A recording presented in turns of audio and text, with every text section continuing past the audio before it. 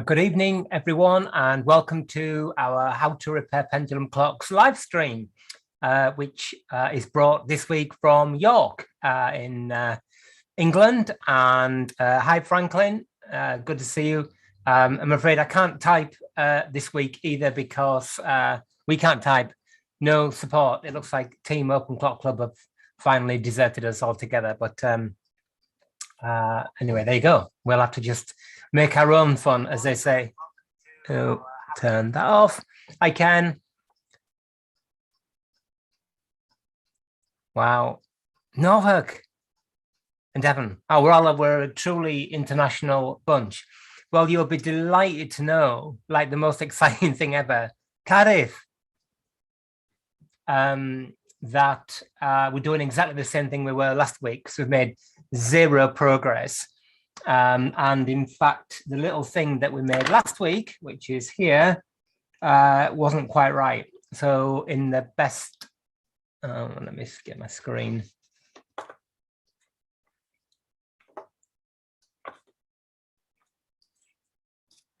In the best manner of all things YouTube, there's the one we made last week, and it was too small. So got plan B to do it again. So nothing more entertaining is than watching the same thing that was pretty dull in the first place, but over again. Anyway, and Jeremy from Haslemere. So nice to see you all. Yeah, it's been an interesting time, I think, for our little brand. Not least of which we did some YouTube videos, one of which was of a watch repair, which is doing really well. Well, not by sort of big YouTube standards, but by our standards, it's doing really cool. So I'm going to do some more of those, not watch stuff, but just general fixing things. And I was reflecting today, as you do, working using the term loosely, on all the different kind of elements of horology one can get into. And I'm only in, I don't know if that's focusing, that's probably the best we're going to get in terms of resolution. Probably only in a few of them. There are many, many more to be had out there. But nevertheless, I kind of, had one of those moments today where I thought, actually, this is quite interesting and also quite a wide range of different things to do. Fixing clocks doesn't have to be obviously sat at the bench fixing clocks. So I was kind of quite pleased by that whole thing. And out in the field today in, that focus is a bit better maybe now, in the, I don't know if it's the countries, but like the National Trust's most haunted property. Ooh. And although I have seen ghosts, so this is just an example, a slightly tangential, just a little country called Djibouti. Right. So Ken's right down there in the south. That's, gosh, that must be like 7,000 miles, is it, away or something? From York, that is. Cool. Very cool. But in the same time zone or thereabouts, I guess. Yeah, so I was in this haunted property. I have seen ghosts in the past, but none today. Well, no actual like proper ghosts. Slightly regrettably, but it was one of those days when there were sort of things going on, I think it's because it was quiet and I don't normally have that kind of quiet environment. And so there we are. However, I was sat there thinking to myself, how good it was, really. And Ian will be delighted to know that I haven't done it today, but I'm going to do it tomorrow, is there are 2 clocks out in this collection that I'm looking at, which almost certainly are significantly overdriven, which is the latest thing we've been banging on about on the Facebook group. And yeah, look it up, Sam. Google it, Google Maps. Definitely, it's my favorite thing to do. Anytime everybody ever goes on our website or joins up on Facebook and it's somewhere I don't know. The other day, stroke week, what's the name of the place? Forgot now. Yeah, I was sat there thinking to myself how kind of quite interesting it was. And so, yeah, 2 clocks with that are significantly overdriven. So I'm really looking forward tomorrow to taking in my calibrated weights and seeing how what weight they'll actually run on. And of course, that leads us round to our challenge then of if you've got a clock that's significantly overdriven, then what do you do in terms of the old weights, and where is significant? Is it like 25%, 50%, 75%? I don't know. I think my then assistant tutor, but now runs the program at Westdean, Malcolm, he worked on a project Leeds Temple Newsam House, an 18th century organ clock by Pike. And I don't remember the values, but this thing had just been loaded up and loaded up and loaded up with more and more and more weight. And he was able to, I think it was something like 50% overdriven or something. So anyway, I will post, if I can, some views on that subject. Otherwise, here we're still making this bleeding rivet thing, which I will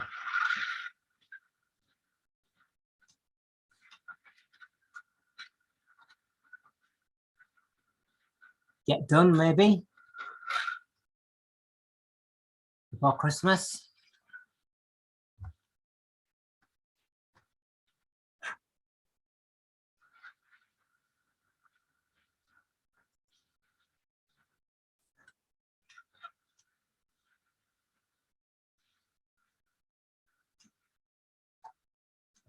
I think I finally decided that if I continue to get oh, hi Dal, good to see you. So Sam, we're waiting for a report on your Google Maps thing, Google Satellite. Finally decided to get an app. I think making this rivet sort of pushed me over the edge, and also the fact I've got some work, and 3 or 4 months down the line, I might be able to actually save up some money and buy a lathe. Yay! So the thing about buying a lathe in this kind of context is just the lathe alone is no good really. I need another camera and one of those little switching things to switch between the cameras, so we can go over to lathe cam for videos and YouTube and things. My problem last week was trying to talk and make this rivet at the same time, turn this rivet, is that I was just gauging it by the hole. So this week, I've actually got the drill that fits in the hole, so I can just offer that up to the stock. And as we said last week, A, if I bother to break off and actually sharpen my graver, but B, if we had an actual lathe, we could do it much quicker. Anyway, yeah, because there are more challenging repairs coming in as well, that it's really becoming increasingly difficult to get but to do without something a bit more meaty and a bit more flexible. I didn't get a chance from the Facebook group today, but I think I saw Ian there and maybe others. So somebody's bought a book. Yay! Right, I am actually going to sharpen the graver because it's as blunt as the proverbial. and they inherited, I think, I just kind of saw it out of the corner of my eye when I was actually meant to be doing something else. A single train French clock. Now that's quite interesting because pendules, I think it's a bit like the Enfield clocks. Let's just look at this junk. The single train ones are actually rarer than the two train ones. Presumably, and I should know this, but I don't.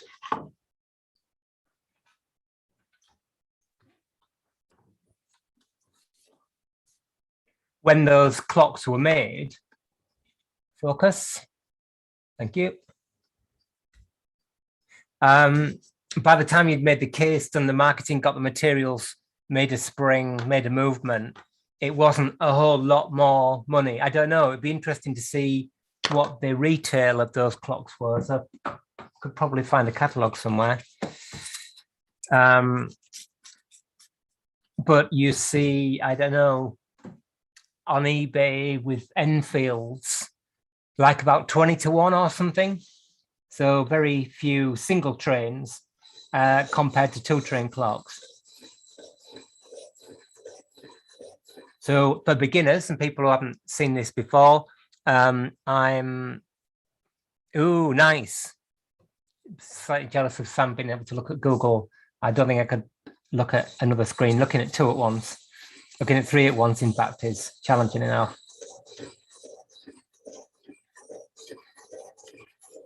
So I'm using the Global 1000 grit ceramic whetstone to sharpen my graver. As you can see, it's broken many times. I've glued it back together, and I just go in this figure of 8 pattern.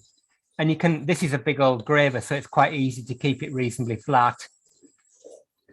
I'm not a major fan of those roller things that you clamp your graver in. I'm sure they work really well, but it always seems like a bit of a faff to me.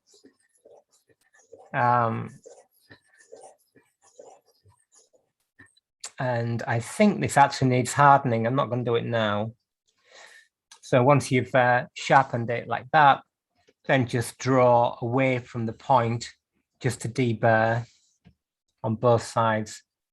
And remember, it's typically this face that we're using to do the cutting. So the oblique end of the graver is our, the oblique end of the graver is our top, would be our top face. Gosh, come on, brain. Top face on our lathe tool, but it's slightly different from a lathe tool because a lathe tool would normally be like this, cutting either in or along in that direction. But the thing about that is, if you look at it sideways, it's not supported, which doesn't matter when you've got a great big lump of cast iron there and you can basically just pump up the volume. However, when we're cutting, we want as much support as possible. And if you cut like this with the T-rest under there, you've got a lot less distance that isn't supported. I think that's the reason why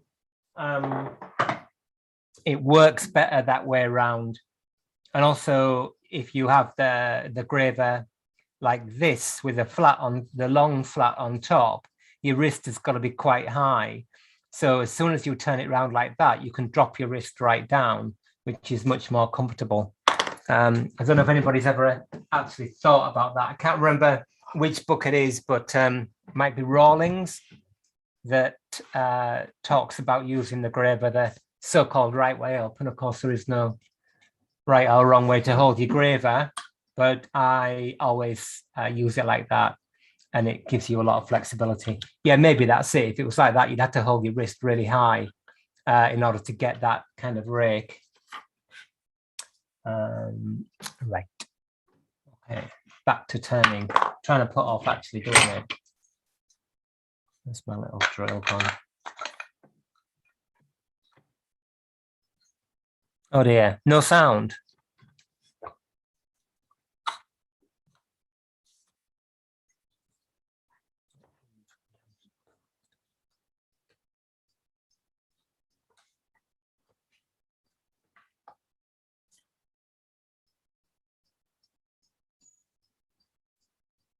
maybe that's we did have that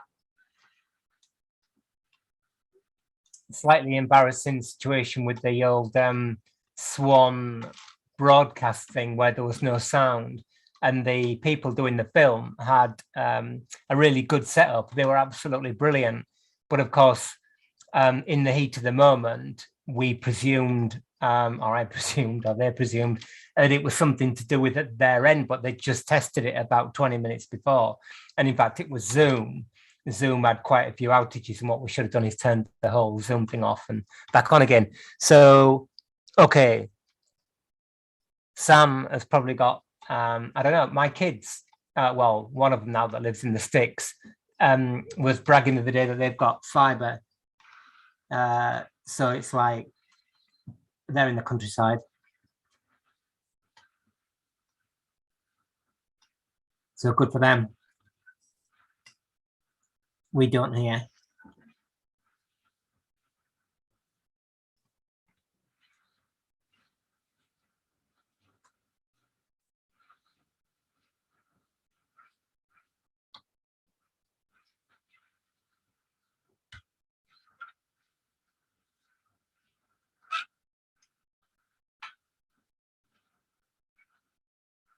Yes, I've been doing this contract work, and it's really cool because well, I'm with the old YouTube thing and the live stream and all that. I've kind of gotten used to working in the public eye, but it does again remind you about what you can and can't do, I suppose. And I find it really it's a wee bit short. I find it really good fun, but I think with doing this kind of more informal thing, yeah, we have got fiber to the box, but we ain't got fiber between the box and our, well, it's not even my house. Yeah, box on the street, yeah. But it's still limited.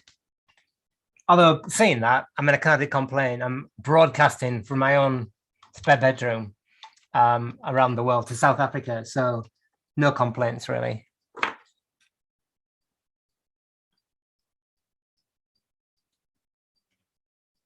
Yes, it was reminding me of what you can and can't do kind of in the field. And it's good fun. I enjoyed it.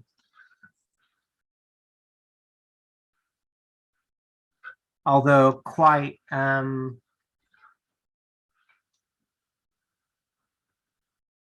you know, the model for these institutions, I guess it's going to change. And I think it's going to be well, I don't know, who knows, but in the favor of the kind of the person who's willing to do digital, because obviously the getting in your car and going to a heritage property, for instance, or a museum is kind of becoming increasingly whatever difficult, let's say, for whatever reason. And I guess electric cars are on the way. So Ken, what are you watching me make? Well, you're watching me remake, which is a bit dull for everybody who saw it last week because I've already done it once. You're watching me remake, if I can find the parts. I'm taking a long time over it, sorry. A rivet. So this is a clock we've been working on since for months now. But anyway, an American clock. And really the only thing I could see wrong with the clock, apart from the fact it is a bit of a scrub, was the fact that these two rivets for the clicks were quite badly worn. And the click was working its way off the ratchet wheel. So obviously if that goes so far, then the thing will come out of engagement and you'll have an accident. So I put it on Facebook, and a couple of people who work on these clocks the whole time said basically just rivet it down. Now, being a cynic, I thought that's not really ever going to be right, is it? Because it'll just kind of work loose again. And so I started without really thinking about it. So my error is your benefit, hopefully, to whack this whole thing apart like this. And I hadn't really figured it out that these things really don't like being taken apart. I mean, they're put together when they're new, and it's probably best to leave them like that in with the benefit of hindsight. So I kind of messed it all up by knocking it apart. But then I thought, well, I've got to do it. I've got to fix the thing. So the click, which is here, you can see it. It goes on.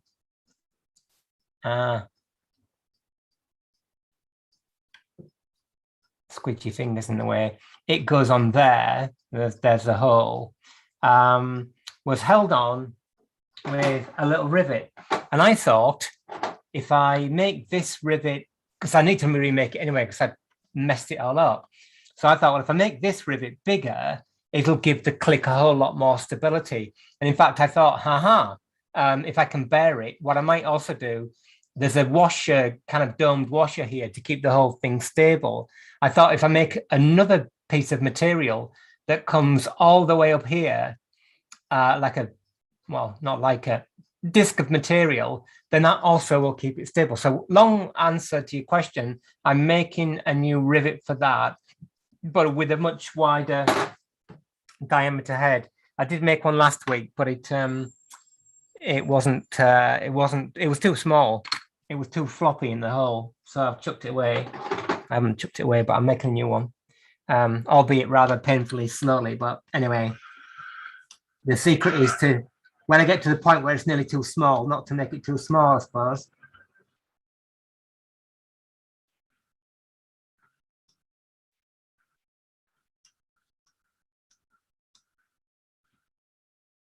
But yeah, all this work and more complicated repairs, and I'll just offer my drill up to check I'm not getting too small. Very nearly there. Means that I'm gonna have to dive in and buy a lathe, which will be great fun. I haven't got anywhere to put it, but I'll worry about that when it actually arrives. A bit like you do with babies. Right, okay, yeah. So yeah, lathe, another camera, and a little kind of console thing to switch between the cameras. So we can go to lathe cam.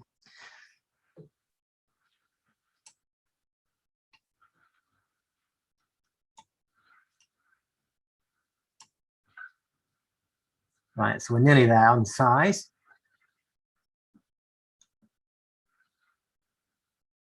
Certainly started cutting a whole lot quicker once I bothered to stop and sharpen up my graver. So it's just about in the hole. So I'll keep checking now as I right, okay. Yeah. I mean, I wouldn't call it, I think people sometimes call these things design faults. They're not design faults, are they? They're just a function of the manufacturing process. And the clock's lasted 100 years, 120 years in this case, which is pretty awesome. And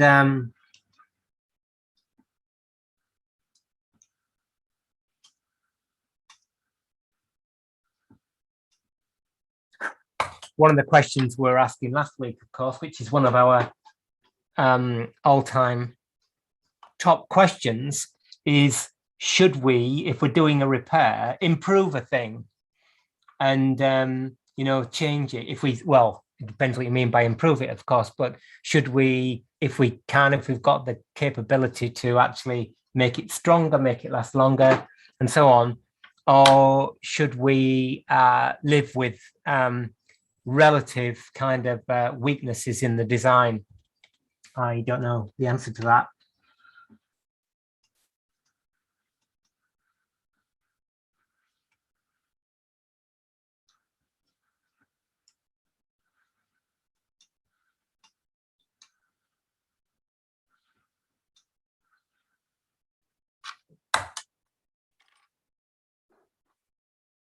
in this case, I am very, very nominally improving it, I suppose, by making the head bigger. Right, it's actually jamming in the hole now.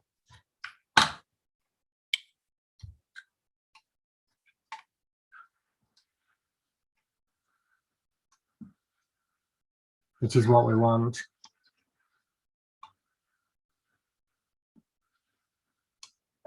Ideally, it would actually be super snug in that hole, and then the amount of riveting we have to do will be tiny, because as Franklin, I think it was, pointed out after last week's session, it'll be a bit like deja vu, because this week's session is exactly the same, but hopefully we talk about different things. Is that ideally you'd have a rivet like a French clock click, where you've got a shoulder which is stepped, which is of course a much better idea, because you can then either screw that rivet, the shoulder, the screw in, or you can rivet it and it can't close up. You make the rivet or the step, I don't know, 0.2 of a millimeter deeper than the click is, and all's good. Whereas that's not the case here. And I don't think it was the case from you. It's just, presumably they had a press that was set, because it's all mechanized, and they just went and pressed it down, and it was just the right amount. But anyway, we don't have that luxury here, but you could, again, improve it. I never really thought of that until Franklin pointed it out. I could open up this hole in the click, and which is already a little bit bigger, and put a step on there. Maybe that's something we can do, or maybe that's how it was meant to be, but I didn't see any evidence of that on the rivet that came out. No, that's definitely just parallel, albeit a slightly interesting shape, but yeah, it's just parallel, it's not stepped. So I'll just make this one very slightly tapered, which I will continue to do. Oh, what kind of lathe I'm getting? A Myford, I think. Ken. I mean, I've in another world, where I don't know what that world is. Well, I've already lived in that world a little bit, but in another world to the one I'm in now, I would get probably a Schaublein 102. I've had one before, and it's just like totally imperious machine, absolutely brilliant. But everything's expensive, the parts are all expensive, and because you don't have any screw cutting on the ones like the ones I had, it means that it's a little bit more limited. It's more flexible in some ways, because it's basically just like a big version of this watchmaker's lathe. Really great to use with a graver. You can do tiny work on it, absolutely rock solid. But I mean, you can buy them quite easily. Just go to Switzerland and buy one. Don't know if you can see on there, but our rivet is reasonably tight, it's holding the wheel, and it's sticking through by about 0.5 mil. So rather than faff anymore, I think I'll just do that, call that a day. So I'm just going to check that it's undercut here, because we want it to only sit down at the edges. So I think, yeah, Myford is, for me, perfect. You can do a screw cutting, you can do wheel cutting if you muck about with it a bit. It's relatively inexpensive. The parts are like maybe, I don't know, 20% of what Schaublein parts are. And there's loads of them around. There's one on eBay this week for like 600 quid or something, if you're willing to just do it up. So yeah, I think I'll be going down the Myford route. My uncle's got one, and we used them at college. And the great thing is you can just jump on, and yeah, they rock about a little bit, and they're, you know, they're not massively kind of engineered, but they're nicely done. And things like this, obviously, I've spent like about 3 hours doing it now, and it takes a couple of minutes, if you've got a lathe with collets. So just so I'd already undercut the edge of it, but right down to an edge. And of course, that's going to be weak when you rivet it down. So what I'm doing, I'm just putting a bit of a flat. So now there's an undercut, at an angle, and then a little flat bit. And I think we're about done. So before riveted together, I'm going to have to give it a bit of a scrub because it's there's no point in riveting all that dirt in there.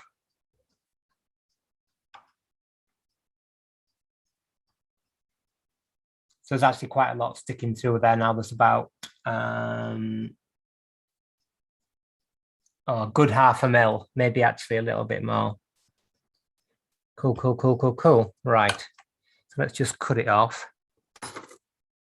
So we're about back to where we were a week ago. Anyway.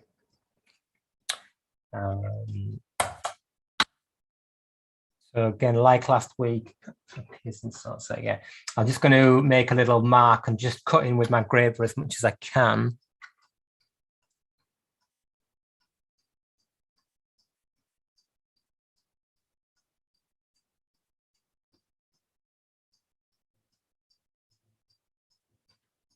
Yeah, will I be able to cut gears? Yes. I'm going to use direct division. On the Schaublins and the one I had before, I had a 60-to-1 dividing thing for the tailstock, for the headstock, and it's all right, but actually, it's a lot of faff, and they're about, well, I don't know, I paid 1,500 quid for mine. They're probably more than that now. So yeah, yes, cut gears, but through direct division. Just get plates. Malcolm Wild used to make some plates, but there's loads in industry on direct division. You can buy them, they're really inexpensive, and presumably you can get CNC ones now, and just buy them as you need them. My uncle made, we made it together kind of thing, but he made that 8-day clock that Alan Timmins, Alan Timmins' book. I don't know whether Ian, you got that book?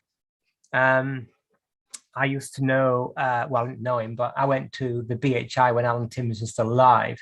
And he was a good bloke. He was a really good engineer, and he was supportive. And he wrote this book called How to Make an 8-Day Long Case Clock book or something. I don't know what it was. And it was a little bit all done on sort of engineering principles, which is absolutely fine. We had a conversation the other day on Facebook about form tools, and he was a big fan of form tools. And I've always been a big fan of just getting your graver and making it curve. But anyway, the way we did that clock was we used bandsaw blade. I don't know whether you've seen this method. I'm sure it's on YouTube somewhere. And what you do is you get the maximum multiple of band. So say you want, oh, my maths is terrible. Well, let's just say you want 50 teeth, because that's the only thing I can figure out in maths, on your clock wheel. You get the maximum length of bandsaw blade you can get, that's multiples of 50 for the bed of your lathe. Or in fact, if on the Myford, what you can do is put it on the back end of the headstock spindle with an expanding bolt, and then you can have really big discs. And the beauty of having big discs is that the bigger the disc gets, the less error there is, because obviously it's reduced as it gets smaller. And we did that, and that was absolutely fine. You make the core of the thing out of plywood, and I've heard about people doing it with Meccano, but anything, any material that's evenly divided, you can use it. But as I say, you can buy direct division plates, and they don't give you the flexibility of the 60-to-1. But also they're not the pain in the neck of the 60-to-1 if you've ever used one. Oh, that's a good idea, Del, about parting off the thing. Yeah, use a knife, like a parting blade. Snap the end off and dig it in. It works really well. Thank you for that. So yes, the answer is, and to make a thingy spindle, if you, again, I maybe wouldn't do it this way, I'd probably buy one, but we made that out of a block of hardwood. In fact, there's a little bit of the same wood down here kicking about. We just got some really well-seasoned hardwood and stuck it in the 4-jaw chuck and bored a hole through, and then pressed in, we made some recesses in the ends, and then pressed in some bearings and put a spindle in, and it made a perfectly good spindle for a cutter. We must have bought Thornton's cutters. I don't remember now. Yeah, we must have done. And it worked absolutely fine. So once you got the lathe, of course, you just laughing because you think of things and you can just make it. Whereas at the moment, I'm slightly frustrated. And to answer, where is it going to go? Where are you going to put it? That's a good question, Ian, because I've got no idea. It's going to have to go in this tiny room, which is already full of stuff. But something's going to have to go. I don't know. I'll squeeze it in somewhere. Maybe it can just actually go at the back of this bench, which will mean that, because this was meant to be originally, before I was doing this so much digital stuff, this was meant to be a bench you could walk the whole way around, which I've had before, which if you're ever designing a workshop and you've got the space, having an island bench like in a kitchen is absolutely brilliant. It's so efficient because you can have a couple of jobs from the go at once. But if you just make it so it's big enough or small enough so you can reach over and get things, you can just work so quickly. Anyway, that's what this was going to be. But because I've now got my microphone and my camera and my lights and all that and my computer, you can't use the other side of it anyway. So I could actually just stick it up there and put a little thing up to stop the swath from flying up. My foot's not that big, is it? It's kind of like that. His head open, his hands up. Yeah, probably go for that. I mean, I'll look for a 102, and there's a few for sale on the continent. You can get loads in Switzerland, but I've got a feeling that it'll probably be like $5,000 as opposed to 2 just to get started. Then you've got all the stuff. And they're always 3-phase, which so you've then got to get a phase converter or a different motor. Whereas the Myford, they're almost always single phase. You can just plug it in. Yeah, have you got that book, Ian?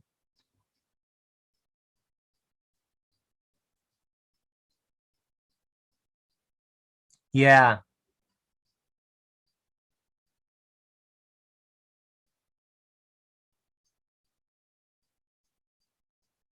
All right. Okay. Maximum 840 RPM. Okay, cool. Wow. That seems quite slow. I mean, it's fine, isn't it, for what we use, I suppose. Yeah, a Wrigley Tin workshop when I used to live at uh, Westdean. Of course, the estate next to not the estate, the land around there is owned by Westdean, and they own the land that the Wealdon Downland Museum is on. Jeremy will know the Wealdon Downland Museum, no doubt. If it's still there, it's maybe gone off to do something more interesting, which I don't blame him. It's a living history museum type thing, and they've got a nice church that's a Wrigley Tin, Wrigley Iron Church, and I made the cross for it anyway, one from another church before this one was deconsecrated. Long story, and but yeah, a nice corrugated iron workshop sounds really good with the paraffin heater. Sounds perfect. The problem is that you really, when you get to my age, I mean, you won't know about this yet, Sam, but you really don't want to be cold. When I had my workshop just down the road, it was an industrial estate and it was really great. It was massive, concrete floor, get lots of stuff in there, but it was really freezing and difficult to heat. And I don't know that again. If I can help it.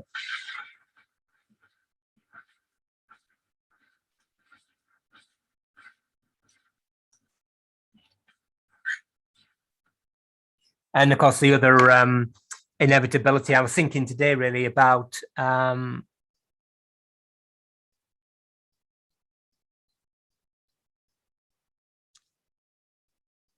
workshops and work for people, because when you're working in a public space like that, although the place wasn't open today to the public, you always get asked,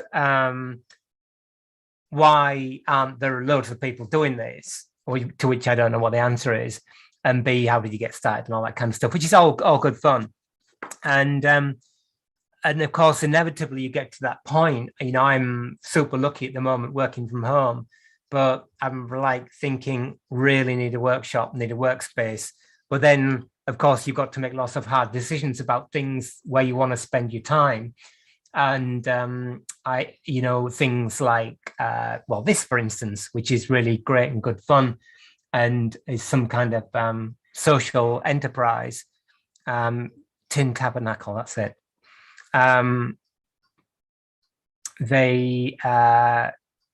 has to go because you've got to be more commercial when you've got those outgoings. So I'm trying to put off getting a workshop for as long as I can.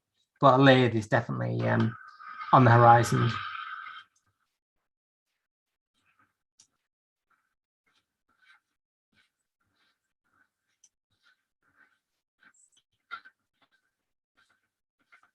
There was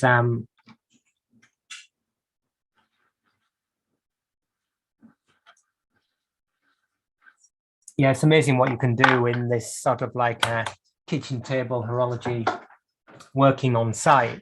One of the clocks I was looking at today is a long case clock with really nothing wrong with it. It needs, I think it needs different lines. It's got plastic covered wire, metal wire rope lines on it at the moment. And I think otherwise it's just really gloopy. It's been oiled over the years, but never taken apart. And eventually the oil's gone sort of like sticky and so probably needs cleaning. And I thought, well, I'm perfectly happy to do that, an overhaul of a long case clock in public. Take a couple of days over it, take down my mobile extraction thing that I've got here. And why not bring it on? I thought that would be really good fun. So you can do quite a lot, I think. Right, collet, different collet that's going to fit this in, and I suppose I could file it or just leave it, but actually I'll, for sake of a couple more minutes, just find a collet. And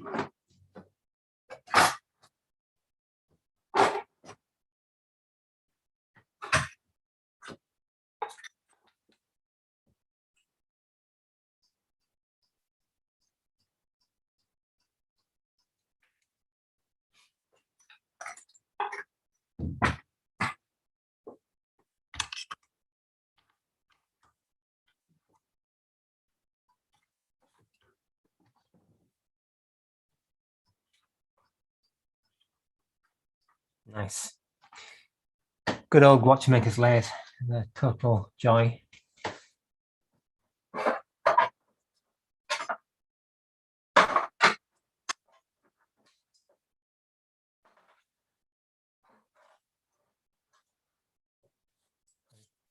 Got your eyes.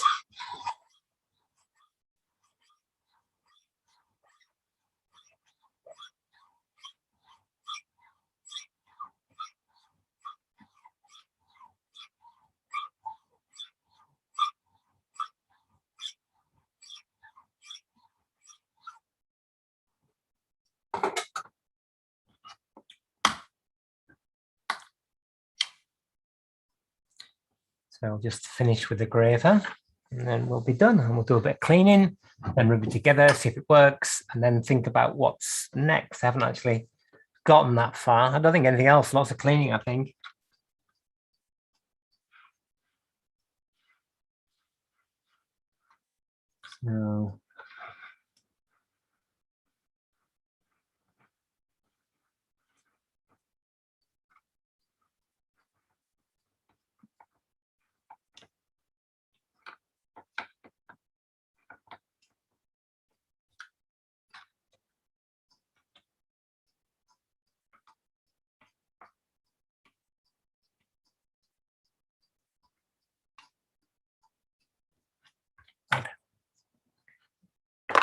So that's tidied that up. In the collet, drop it on the floor.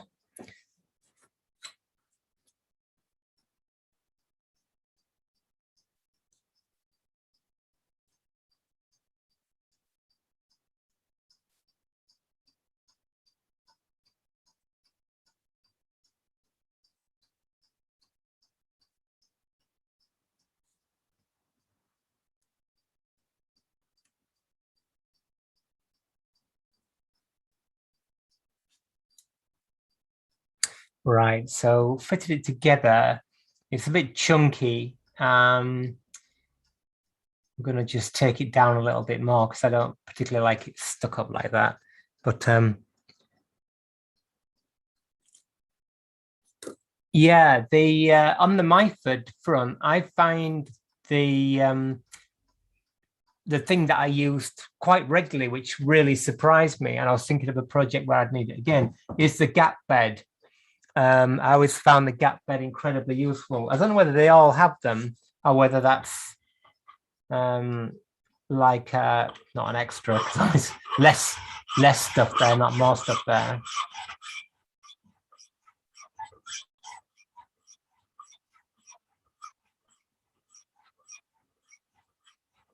Have you ever used the long bed, Ian? Have you ever needed? I suppose that's probably made for more engineering stuff, isn't it? Engineering and model engineering. Yeah, one day the whole floor will just go, and that'll be it. But anyway, at least that'll be the end of it.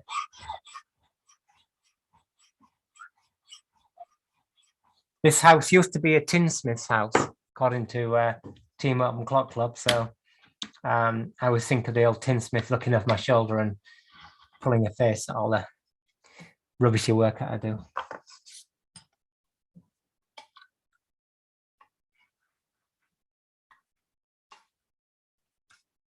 Just lower the T-rest a little bit.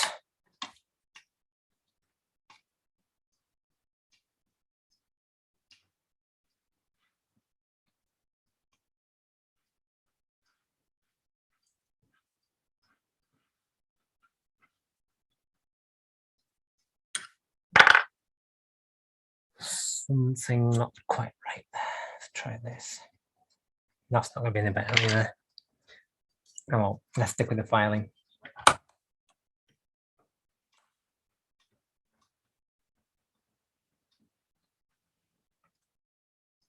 Filed finish on this rivet, if you hadn't have guessed.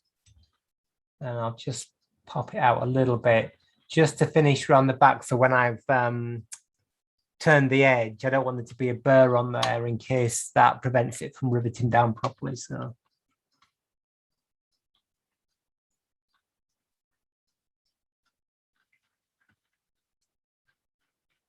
there we go. Right, so I think the next thing I need to do is to do a bit of cleaning on this thing, because there's no point in riveting it together with all that mess in there. So, well, tidying up isn't really happening at the moment in any way, shape, or form. So there's a bit of stuff.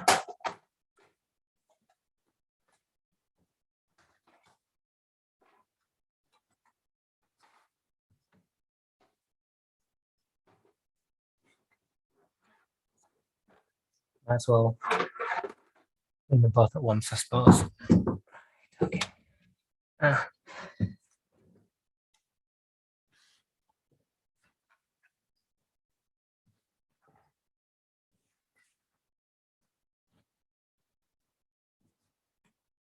The other nitrile gloves out, and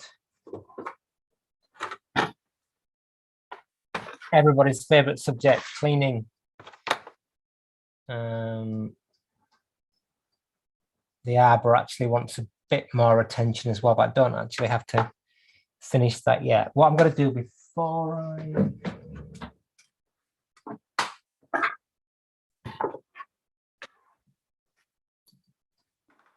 do the cleaning is just there we go.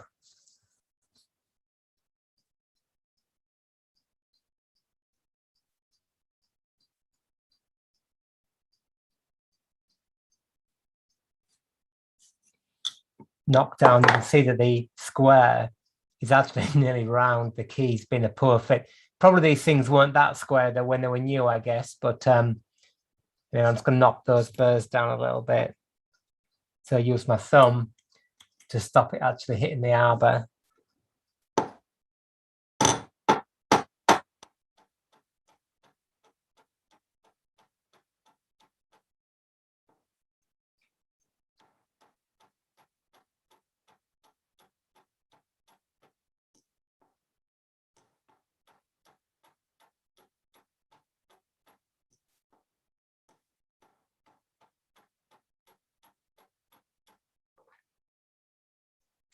just tapped a few birds down. I do actually have a key for this clock now. Somebody kindly sent one from the States. Right. Okay.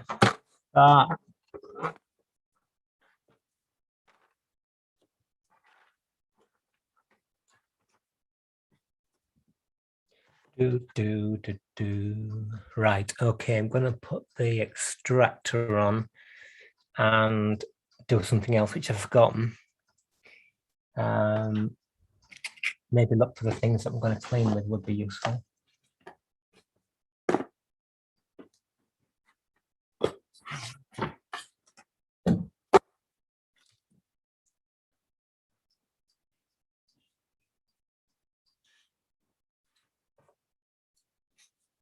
So, quick little scrub.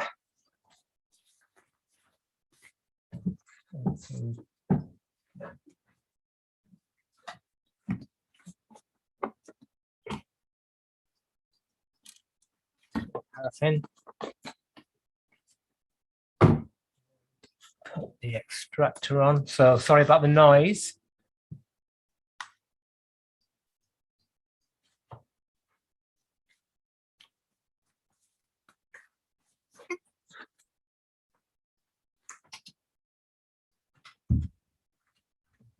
Ready.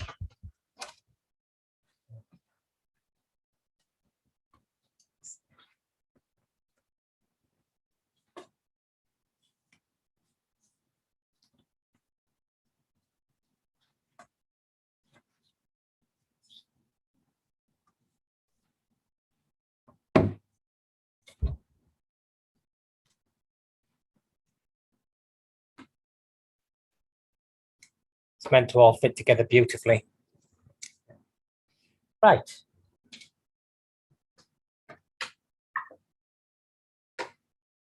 So I suppose most of you know the score now when it comes to cleaning, and that is a brush or two. Can't actually see.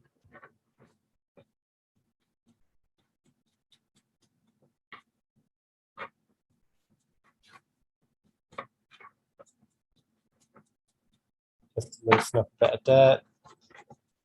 There's much more cleaning to be done on this clock, but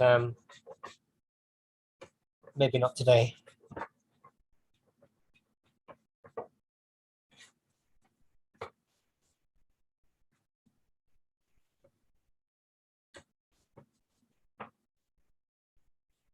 So there was the usual discussion I saw on Facebook about ultrasonic cleaners, or I didn't quite get there.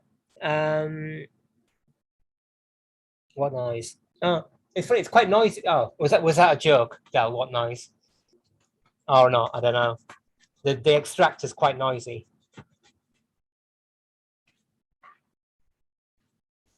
So yeah, the usual discussions. I didn't see how it went today on Facebook about ultrasonic cleaning. I have the single train fusee dial clock at the moment. I'm repairing for a client, and it's been, I think, cleaned in ammonia, and it's kind of like falling apart. It's in a real mess. So I got a bit frustrated about that stuff. And then somebody said it's sonic cleaning, and I didn't know whether they meant sonic or ultrasonic. Is there such a thing as a sonic cleaner? I know there's a sonic toothbrush, so maybe there is. Maybe it's just like ultrasonic, but less, not so high energy. I don't know. Anyway, my real kind of problem with those, well, all sorts of problems with those things, is that they're a bit like bushing without depthing, my other favorite soapbox moment. They're seen as a bit of a rite of passage, I think. And what I don't want to do, of course, is for beginners to be put off by thinking, oh, I've got to buy this machine and it's X $100 or something, because you don't. As you can see here, we're at the white heat of horology conservation, and with a £5 brush and a bit of paraffin.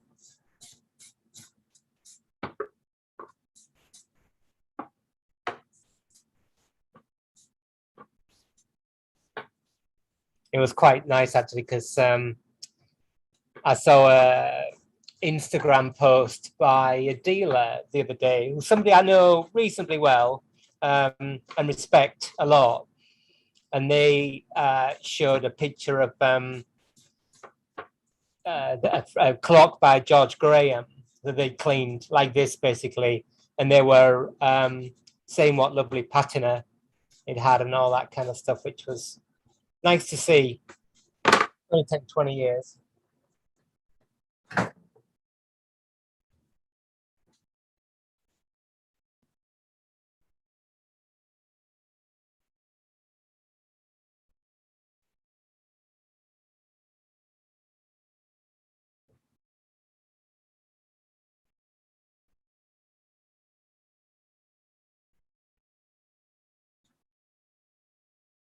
I see, for those of you, no, a sonic cleaner was a new thing to me as well, Franklin. So I presume they meant ultrasonic. I don't know. So it's got my old cotton tape here, archival book tape for the crossings. If you want to do that, it's quite useful.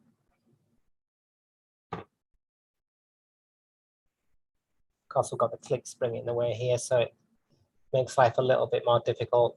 I'm cleaning this, by the way, because I want them both to be done at once, so we can do a sort of contrast and compare type exercise. I think I already know what my sort of feelings are about this process, but anyway, there you go. And for those people who like to buy a good brush and a bit of paraffin, could be a catchphrase, yeah. Yeah, it could mean all sorts, couldn't it? £5 brush and a bit of paraffin. And also, yeah, for some reason I want to do some kind of so-called comedic accent there, but I better not. So I'll get into trouble with the linguists in the room who are not in the room. So anyway, I saw that those of you who are interested in books and like horological libraries, that Jonathan Betts, James Nye, and Anthony Turner have got a new book coming out, which looks, I don't really buy that many horology books anymore. I've got rid of most of mine, but I think I might buy that because they presumably, and I'll be interested to talk to Jonathan about it, is presumably they're sort of what they feel is setting the record right on certain issues, of which I'm not actually massively interested, but it'll be a good reference, I think, if you're interested in the history of horology. I know Jonathan was asking me about the history of cleaning and clock repair, so it'll be cool to see what they come up with. That's out on 1st of December, but I noticed that they priced it like an academic book, not a kind of popular book. So it's £150. So it's pretty meaty investment. So I guess they're looking to sell it to libraries and that kind of stuff thing. So just for this arbor, it's got a bit of light surface kind of rust on it, bit of steel wool. Just to 4/0 steel wool. And I think we're about done with that. So let's do the other one.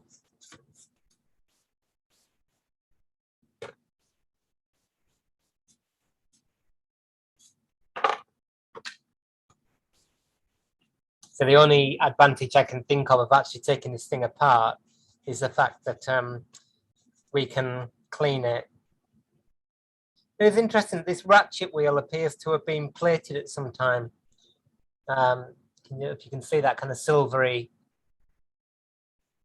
look on it, I wonder whether it was, who knows.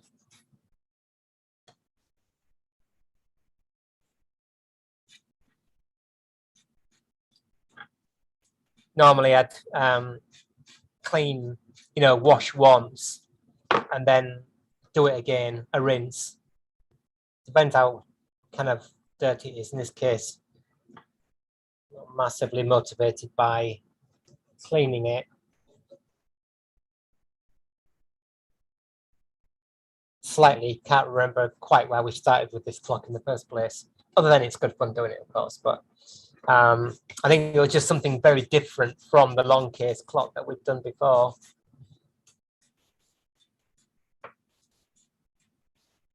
Oh, I know why it was as well. It's because I wanted to make some kind of feeble political point about the case, because those cases are often really refinished and just kind of back in mind. Oh, I know what I was going to say. That's it. Actually, something worthwhile talking about.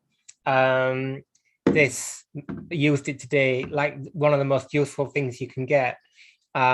It's like a 3-2-1 block in engineering. I might have mentioned it before, but I've got a few of these. They're just wood. I paint them grey to make them look smarter, and they're absolutely great for using on site for propping up like a long case clock when you take the movement out under its seat board. All sorts of things, camera, photography. So it's just basically a bit of wood that's 3 inches by 2 inches by 1 inch. I think there's a metal thing you can buy for engineering, but they are really useful. They're one of my most favorite sort of tools. There you go. Glad I remembered to tell you that. Right, let's look for some pegwood.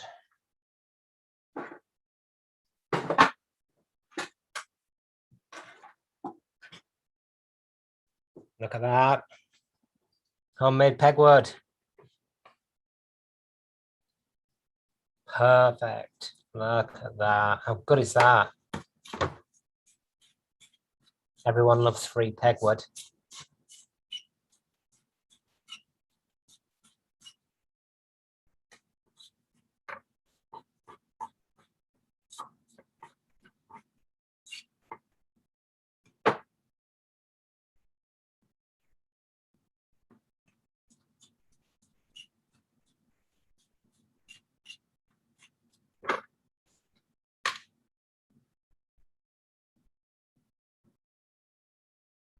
Perfect. It's been made to fit.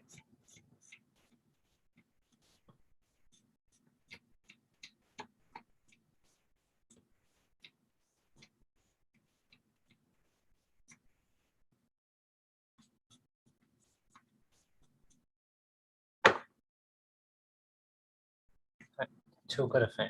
Can't get it off. Read. Ah, no, the wheel. Where's the wheel gone?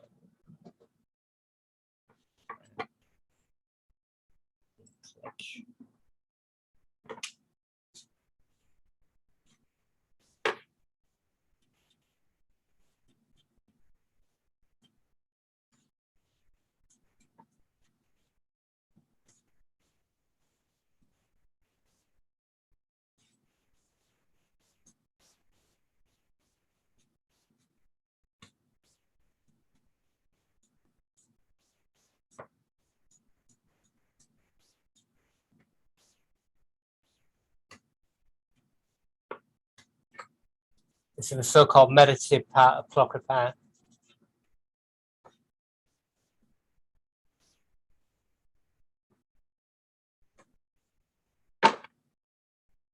Or the bit where everybody goes off to make a cup of tea.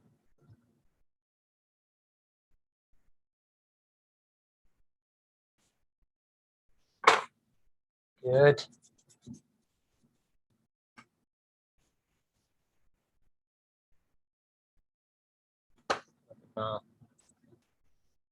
Under there.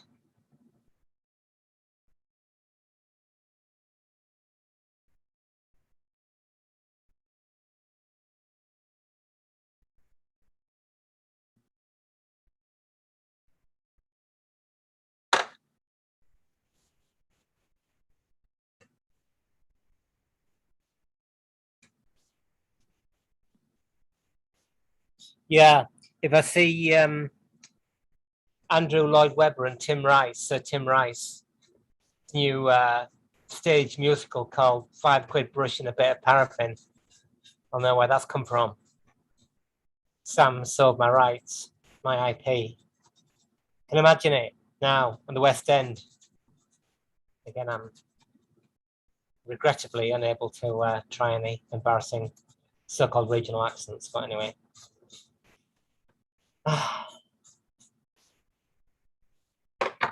Fun place.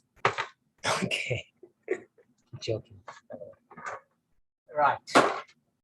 Good. Let's find the old cobs.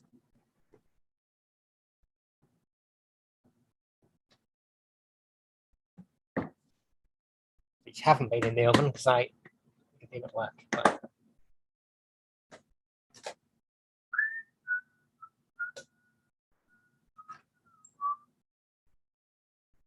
Or as the Dutch Franklin say, mice.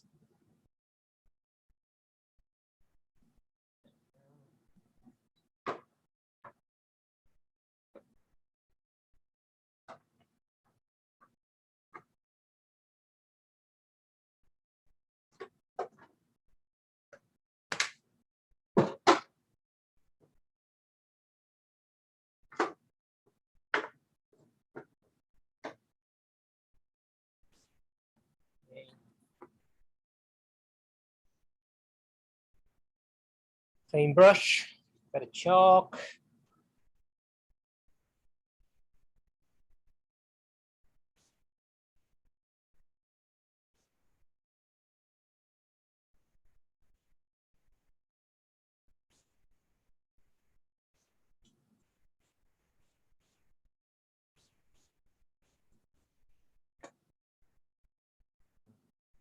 So-called cleaning according to World by Rate.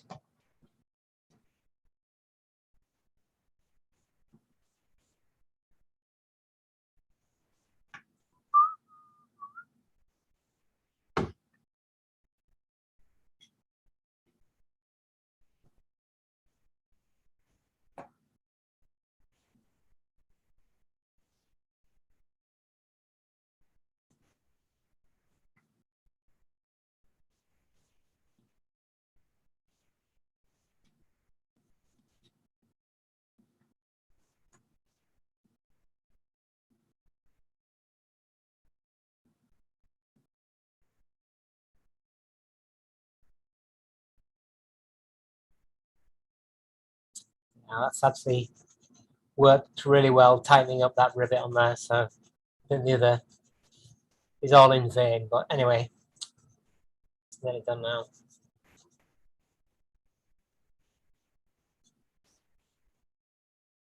There we go. What I laughingly call clean.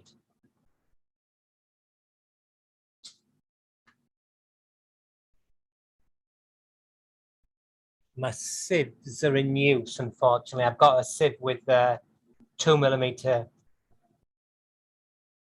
mesh through which this stuff passes, which makes life a lot quicker, not having to fish about for the parts.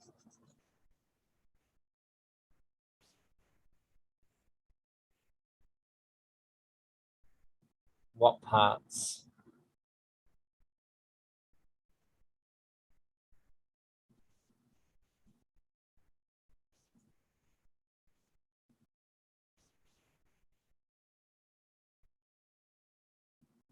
Must be a click in there as well somewhere.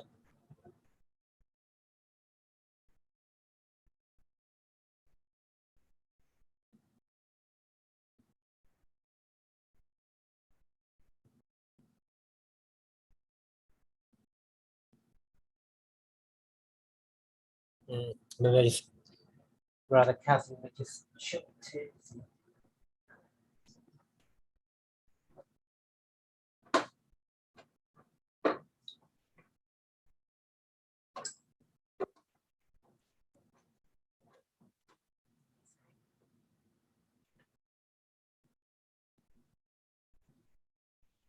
The moderate chaos.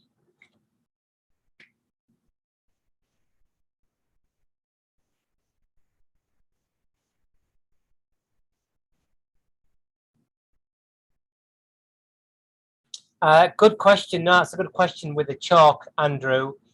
moderately controversial subject. In conservation, chalk's used as a buffering agent. So basically it's alkali, I suppose. But for clock plates, it was used traditionally where you've got something like this and the brush is kind of oily or greasy. It's used to kind of clean the brush, but it's abrasive as well, very slightly abrasive. So if you've got something like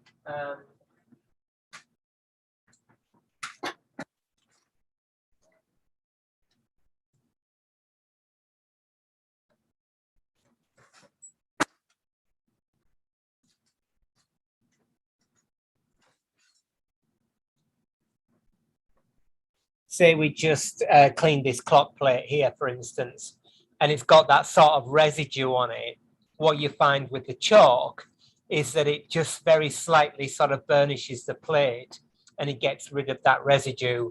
So I like to use it sometimes. Sometimes I do, sometimes I don't. I've never seen any definitive sort of work on whether it's bad. And obviously it is abrasive, so you've got to peg out the holes after. But chalk was used traditionally, and you buy it from the clock suppliers like Walsh's, or I think I got mine from Cousins. And I think if somebody again came up with some research and said it's really bad, it gets in the oil and it does this, that, or the other, then I'm happy to stop using it. But until that day, yeah, I usually have a block of chalk about. It basically burnishes the plate once you've washed it or cleaned it, which makes me sound even more hypocritical, of course, because it goes against the sort of refinishing thing. Doesn't cut through the sort of tarnish or passivated layer, but it just sort of, I don't know, it just sort of burnishes the surface. I think with white spirits, you often get sort of a slightly gritty, still not a gritty, but sort of chemically gritty feel to the when you've rinsed it. And that's probably because the white spirits I use are just DIY shop stuff and they're not very pure. And the chalk just seems to get rid of that. But I don't have particularly strong feelings about it either way. It's just a traditional technique. Some headwood there. Right, probably lost some parts, but that'll get fine. We can turn that off as well.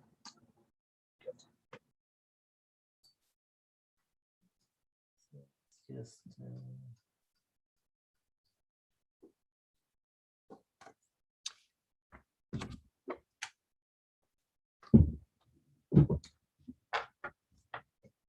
gosh, stuff everywhere.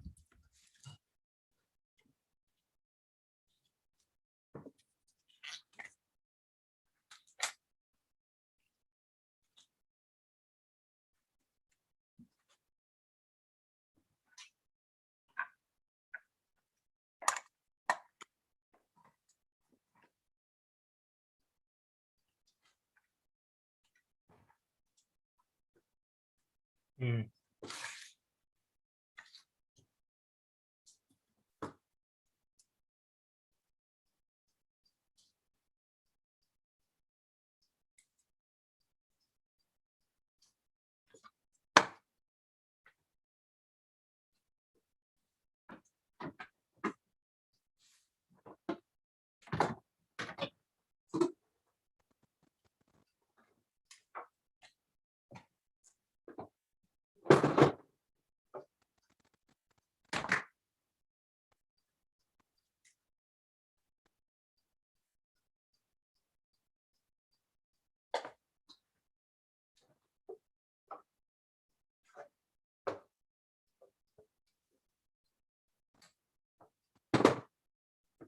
It's moderately embarrassing if I've actually lost the rivet thing that I spent the whole time making. Might have to use the old one, which will be a bit of a blow.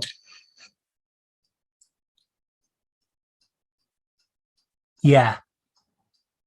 Yeah, the corn is I think it was started by an American company, some clever people who saw this kind of byproduct thing and thought, we can use that. We can use something that we were throwing away. I think it was used for shot blasting, for grit blasting, mostly for cleaning wood, sort of where you get that mildew on wood and you blast it with gritted cobs, and it's obviously not as hard as blasting it with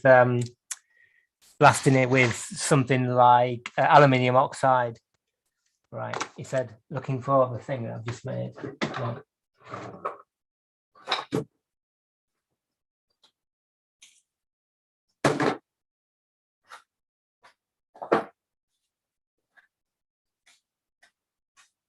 Can I actually put it in there?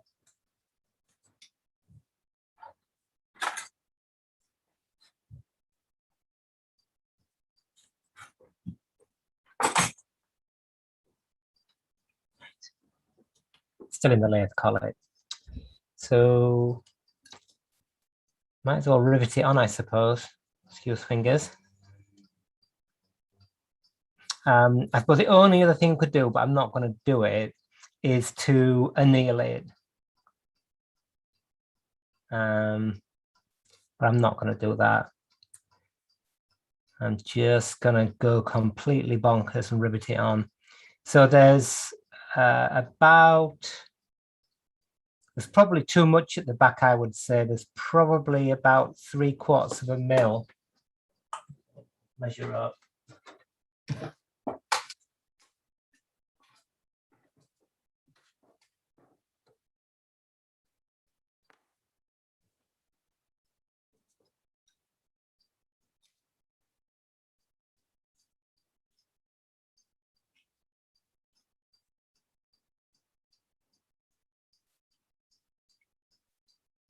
Yeah, it's about that. It's about 3/4 of a mil.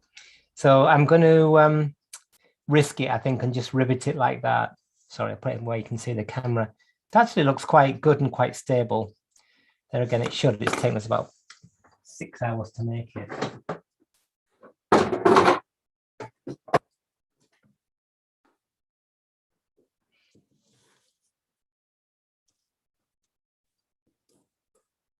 Yeah, jewelers use the cobs for, as a drying media, as we use it. Groats. Well, the groats. Don't know.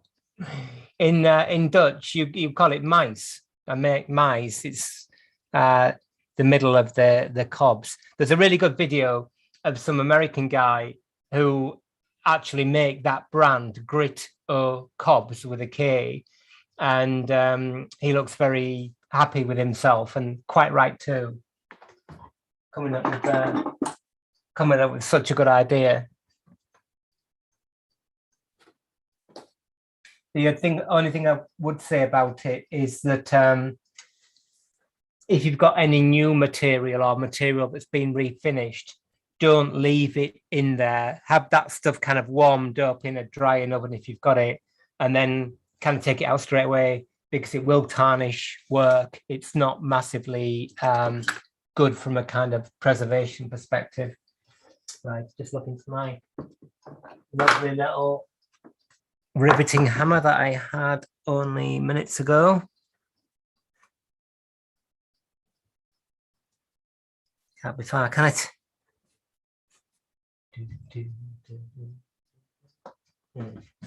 Oh.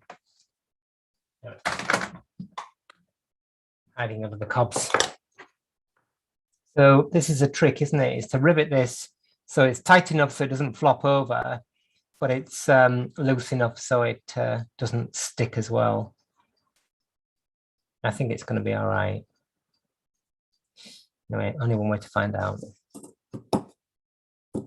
Just sanity check, I've actually got it on the right way around, which I can't not do, can I?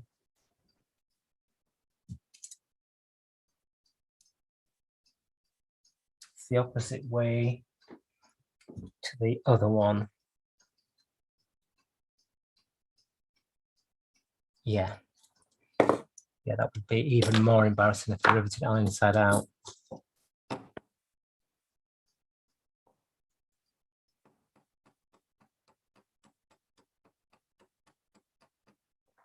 Could have annealed it, which would make it a little bit easier to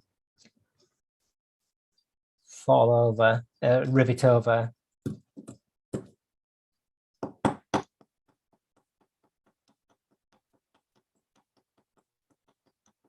I'm just going to go gently at it, keep testing it as it tightens up.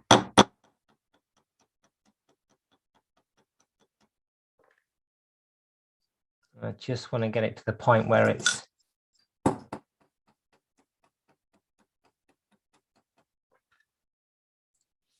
beginning to get tight.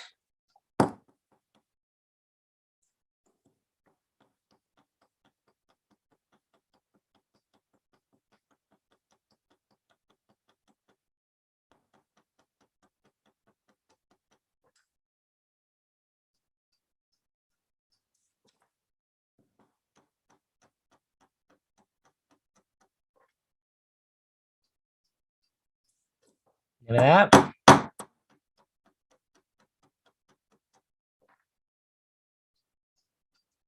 Right.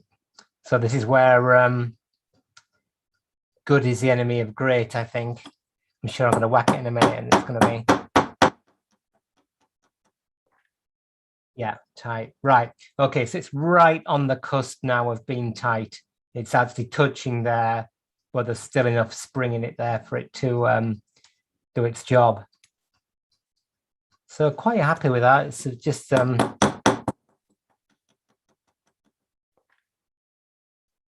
taken forever, but anyway.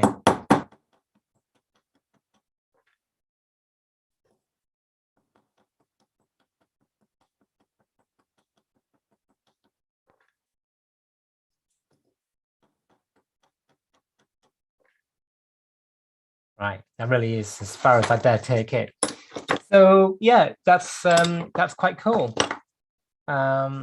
Pretty happy with it. Not the most attractive looking thing, but at least it's nice and functional. It gives that click a really wide sort of bearing surface.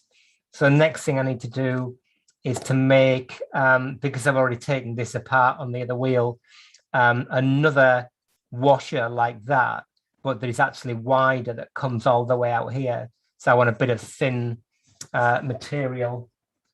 Where are we? Let's just have a look. Don't think there's any chance of me finding my caliper today.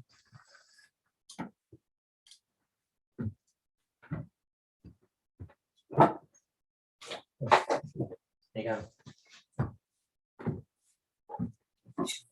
Quite so cynical. Yeah, the observant of you will have noticed that it's the first day of me wearing my white coat because I left it on site by accident. So there you go. Let's have a look what this is. Looks to be, oh, it's thin. Blimey.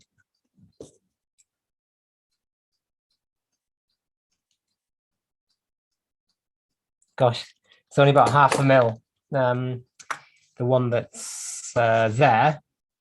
I've got some 0.3 somewhere. I don't think I've got any half, but what I do have is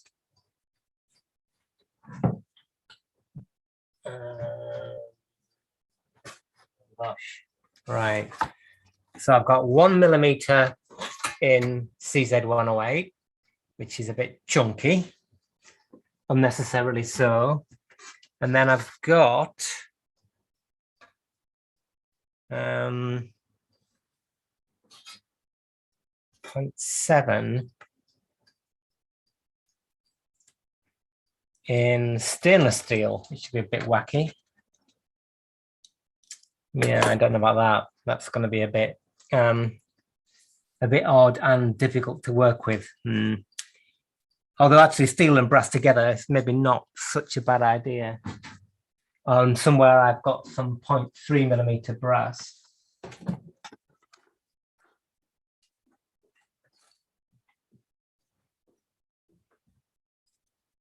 Which keep hitting my head on that thing and push it out of the way. which actually, when it's work hardened, might do the job.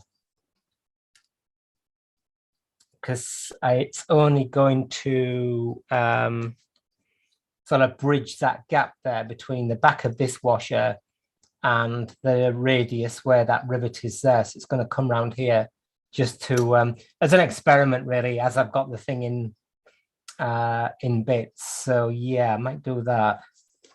Now, this is where I need Ian and Jonas's hole punch thing. I can't even remember how I did that one now. And it's too small anyway. I wonder whether I did that with a punch. Might have done. So let's have a look at the diameter. That one is 16 mil, that's thereabouts. And we want it to be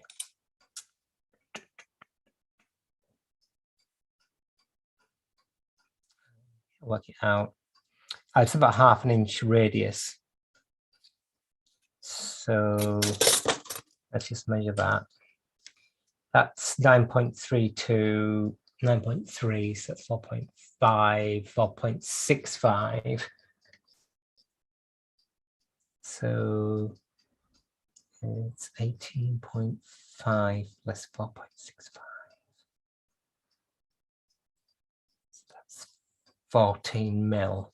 So that's 28 diameter. I should write that down, really, shouldn't I? Otherwise, I'll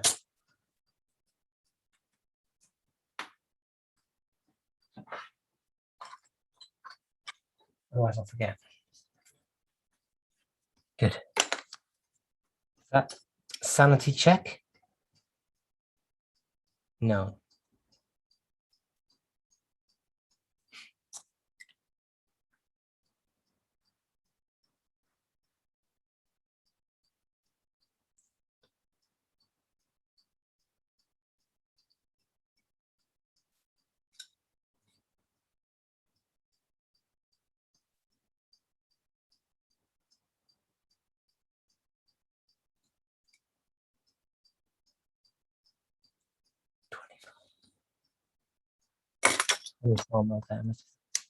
Good. Sorry, go very quiet when I'm doing the most simple maths. It's just like one of those things that is a bit of a struggle. Oh, Jeremy's there! Yay! Yeah, it's interesting with the brown coat thing, Sam. I know you're having a joke, which is fine, but when I was at my shop before, I had I don't know, I was in this kind of like blue collar world for some reason. I don't quite know why. Anyway, I was, and so I used to have those blue coats and the brown ones and all that kind of stuff.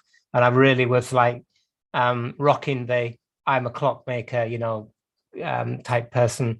And then I gotten into that other world, the museumy heritage world. And I realized that if you put your white coat on, wrongly or rightly, people treat you incredibly, incredibly differently.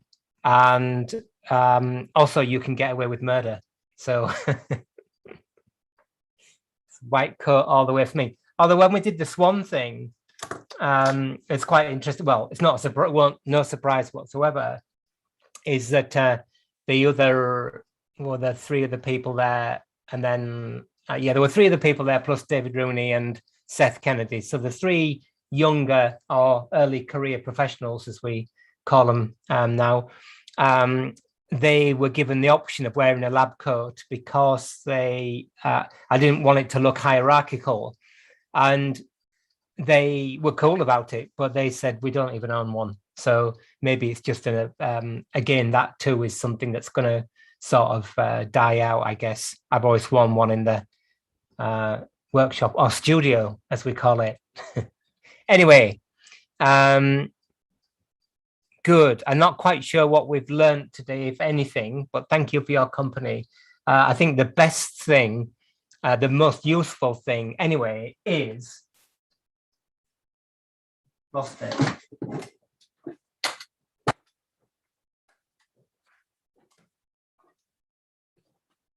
is the 3-2-1 block. Make yourself some of those and either varnish them or paint them. Varnish is actually better. I just painted them because I use them for photography to go with my grey paper, and they're incredibly useful. Otherwise, we are limping forward with this rather drawn out repair, but we'll get there. And then we can have a little vote, leave as it is, or faff about making all these parts and basically destroy a thing. I know which one I'd go for, and I'm doing the work. So cool, good. Well, I'll be back on.